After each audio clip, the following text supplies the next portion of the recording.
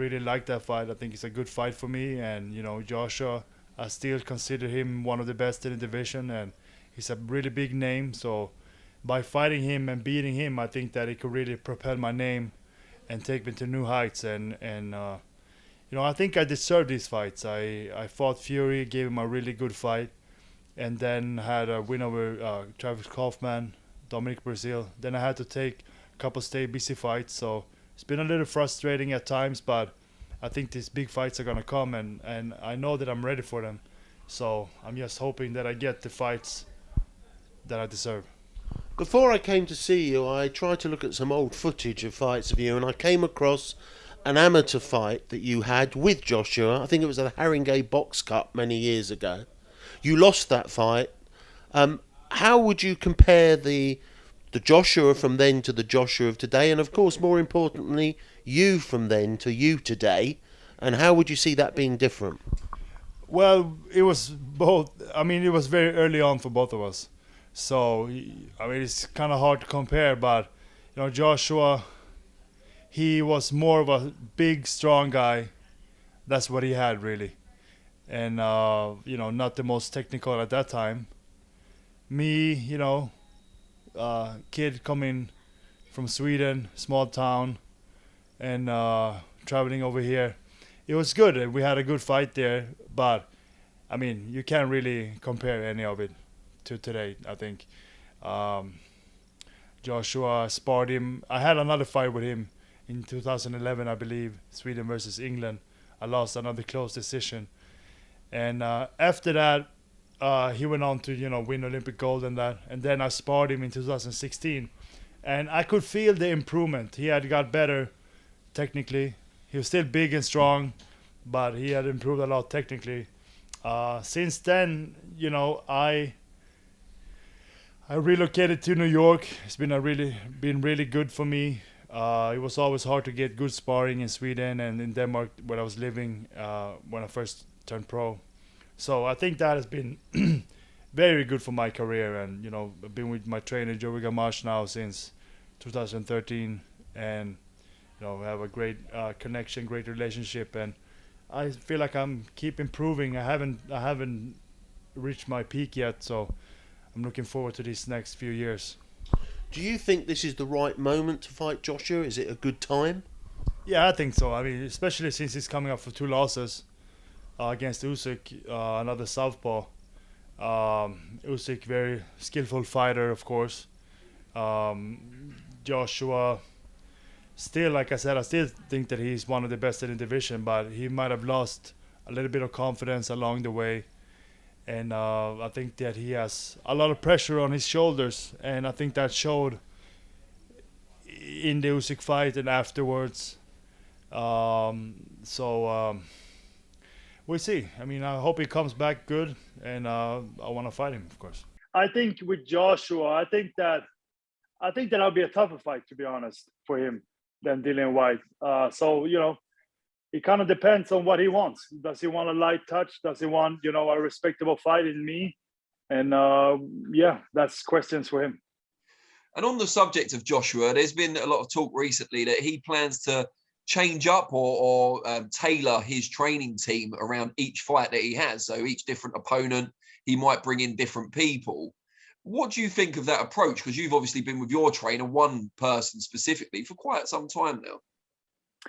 Yeah, I've been with my trainer, Joey Gamache, since 2013. I had a couple fights in Germany when I first turned pro, and then I found Joey in Denmark. We started training there. We were there for like 4 years or something.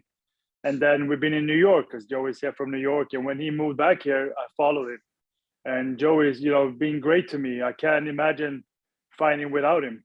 I would never want to change our relationship. We have a great relationship, and he's really been vital to my career. And he's a really good trainer and somebody I trust 100%. He trusts me. He knows what I can do in the ring. He knows what I need to work on. So for me personally, I would never want to change. And I think that when you get to that stage, when you don't trust your team, you don't trust yourself, maybe you wanna switch things around all the time. I think that's a bad road to take, to be honest. You want to find some security around yourself and people that you trust and people that trust you to have a good relationship. And trust is so important in boxing. I think that going into the ring, walking down the aisle there, it's hard, and you need good people around you that's looking after you and that you can trust. You trust what they are saying, and they know where you're at. And I think it's very important to have consistency in your team. I have heard about this retreat. I've read some headlines about it.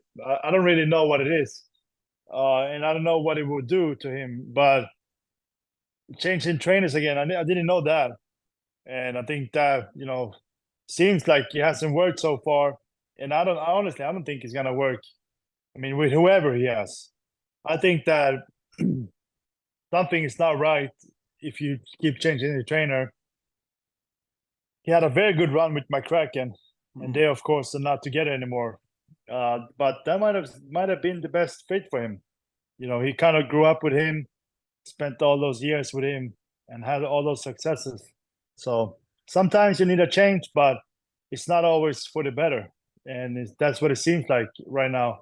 He doesn't seem like he's gotten better with the new trainers. So it's going to be hard for him if he just keeps changing the trainer, because at some point you got to just trust the trainer that you have and make him trust you, that you're not going to leave him, so that you can both build together and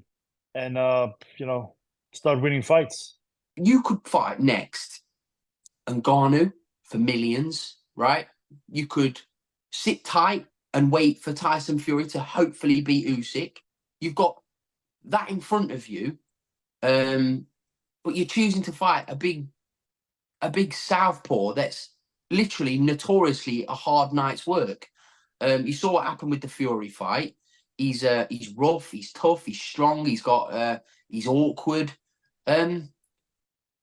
Not for me. Like I'm just speaking as a for a casual. It's like, for a boxing casual, let's not a casual, for a boxing person that knows the sport, think, it's a really good fight. It is. I can't wait. I'd be really looking forward to watch the fight. So kudos to AJ and for making that fight. It's fantastic. But I'm just saying, business, I would get him Jarrell Miller, because it's a bit more of a confidence booster. He's a bit of a static target, and there's beef there. There's history there, so it makes more sense in my opinion. In my opinion. But again, what do I know? What do I know? I mean, you said you've spoken to the team. I can only assume that one of the reasons why they picked Wallin is because he is IBF number 2, and that belt's expected to be vacant. That's the logical explanation, and I get that. But it's because I think AJ. Well, actually, I know AJ. I know AJ is determined to become a heavyweight champion again. But I would just think if you're Anthony Joshua, there's easier ways of going about it, and I don't know, but I like what I said. I'm just speaking. Like I told the team, I get on so well. I have so much respect for Freddie and KD. They're my mates. They're my friends. But I was just like, fucking hell. I would go to Jarrell Miller. I'd be like, tell Daniel Dubois he can fight the big southpaw. We'll have the big round Jarrell Miller, please. It's the same in terms of motivation, isn't it, as well? Because for AJ, this guy's blocking his path to the big fight, the Wilder or the world title. But for Wallin, this is his big fight. Like, he isn't fighting to get somewhere. This is his number one priority. Forget anything. Otto Wallin, this is his moment, isn't it? Yeah. This is everything for Otto Wallin. And I don't know. I don't know.